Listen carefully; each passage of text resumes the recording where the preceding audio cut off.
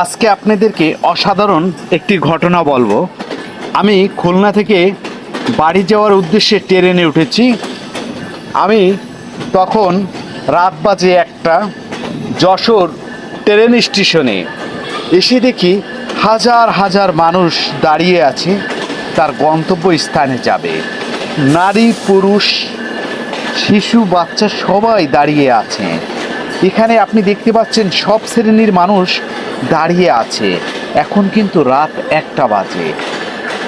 এত রাত্রে মানুষ তার গন্তব্য স্থানে ফেরার জন্য ট্রেন স্টেশনে, রেল স্টেশনে দাঁড়িয়ে আছে। দেখে তো আমি এক ধরনের অবাক হয়ে আছি।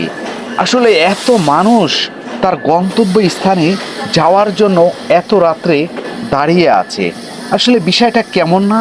দেখেন, রাতে কিন্তু ঘুটঘুটে অন্ধকার, তারপরেও ট্রেন স্টেশনে